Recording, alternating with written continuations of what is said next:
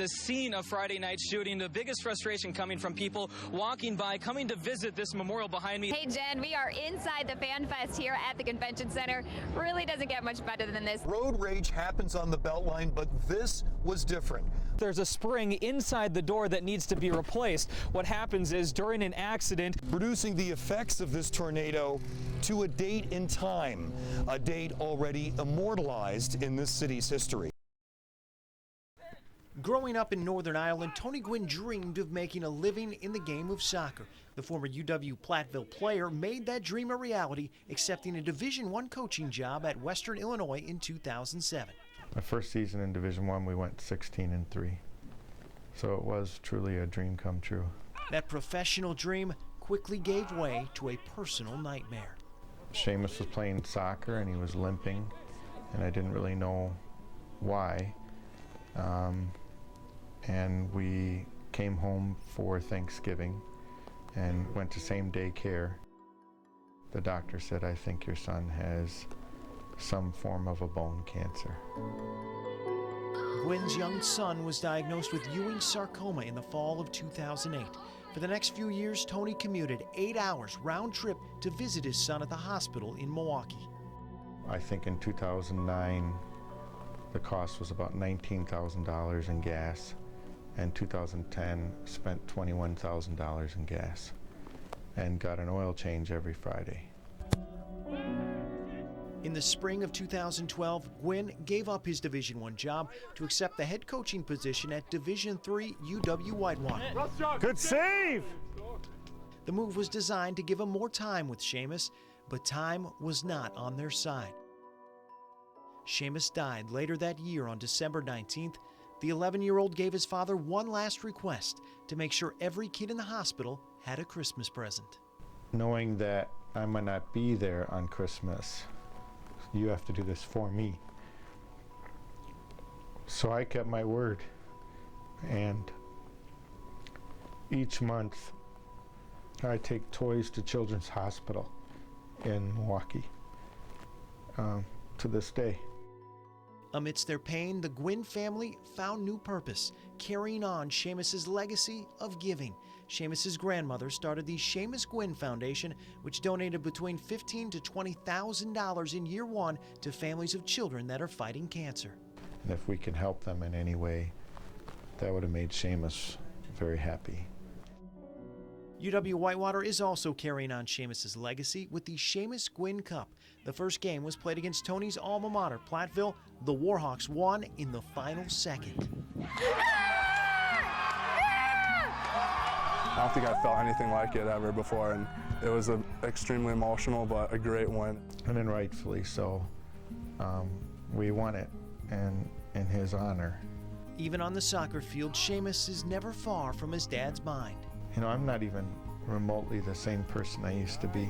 I was this very intense, ruthless, win at all costs type of person, type of coach. And now I am completely the opposite. And after the games, he'd come up and give you a hug. If you would score a goal, he'd grab you, and it'd be like your own dad hugging you, and you could really feel that there was something behind it. Gwynn says his players really do feel like family now. He's hoping to pass on to them the knowledge he learned from the greatest teacher of his life, his 11-year-old son. What I think he taught me and teaches people is don't take each day for granted, and try and accomplish things each day. Try and make the world a better place each day. He really was an 11-year-old going on 45. He was like that great uncle. He was like that awesome grandpa. And he was an 11-year-old child. Yeah. My son.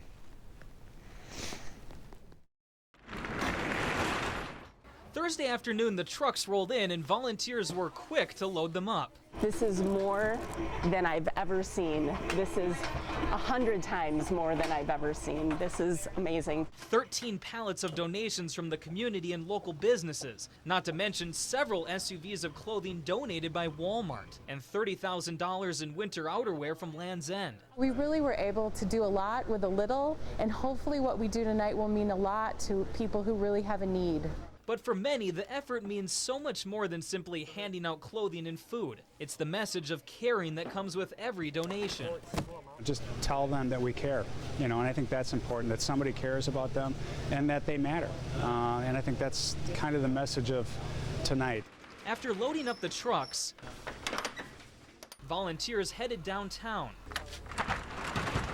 and started handing out supplies to a waiting crowd of nearly 100 homeless. What's this, a coat? Thank you. Socks. Sleeping bag. For outreach groups like Project Babies, which helps hundreds of single mothers and their children, the donations couldn't have come at a better time. Especially now for winter wear, 18 months and older, and for young infants. And we just did not have enough on our shelves to be able to answer all of the needs. So this is an amazing, amazing help. No one told us that it was going to be okay because they couldn't. I couldn't believe it. I remember we took a walk afterwards and I wanted to shut everyone out. It was really hard. At their 20-week ultrasound, Katie and Justin Decker found out their baby had serious heart defects. It was horrible. And yeah, there were many, many nights just staring up at the ceiling thinking, what's going to happen? Is he going to be with us? Is he not going to make it? He did make it. Michael was welcomed into the world February 3rd of 2012. He had a hole in his heart, and his ventricles, pulmonary artery, and aorta were out of place. After a few days in intensive care, he was sent home. They thought at that point that he would not need any surgery until a full heart transplant when he was probably 30. 3 months later, his heart began failing, and surgery at American Family Children's Hospital was necessary to keep him alive. So the first surgery that he had tied a band around the artery going to the lungs, the pulmonary artery. Then the next surgery that he had was to attach one of the veins draining blood out of his head to his pulmonary arteries. All of this before his first birthday. It blows my mind that that little body can go through so much. So they actually did open heart surgery on his heart that was so small.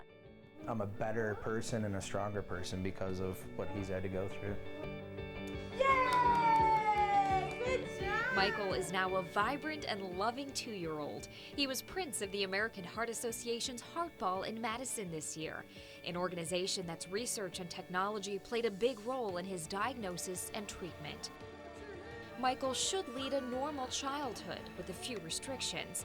Doctors at UW saved his life, but his story is just one of many stories of survival here in Madison. UW is one of the leading hospitals in the nation when it comes to the number of transplants performed, including heart transplants. Last year, 26 people were saved through the gift of a heart here. It's a gift that one local woman received after fighting for her life for more than a decade.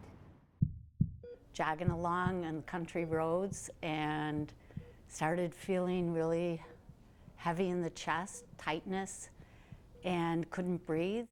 In 2001, Carol Wright had a heart attack. She was in her early 40s when her battle began. Doctors implanted a defibrillator that would shock her periodically to keep her heart in rhythm. It is the worst feeling. It is as though you go to the moon and you explode, and all you see is white. As her heart began to fail, she was put on a waiting list for a heart transplant. It said that I wasn't going to make it, and I was very near death. Doctors at UW didn't give up on Carol, and neither did her family. They were by my side the entire time, even when I was losing hope. More than 12 years later, a miracle. Carol was getting a new heart. She had the surgery at UW Hospital March 6th of this year. I must be the luckiest person person who has been blessed because it's been 12 and a half years. It's now just a couple months after surgery. Carol is healthy and returning to life as it once was. I'm breathing like I think a normal person, which is I haven't felt in 12 and a half years. And for her husband of 34 years and her 4 kids, they have Mom back. I'm pinching myself every now and then, and I can't believe that it's this dream, I would say, has really come true. The miracle of modern medicine kept Carol alive, thanks to a donor. I am always going to be grateful for that I actually received a gift. It's a gift Michael will one day need too. Doctors say his heart will eventually fail again, and he will probably need a heart transplant as an adult. But for now, he can just be a kid. We do have some challenging times, but we're really, really lucky.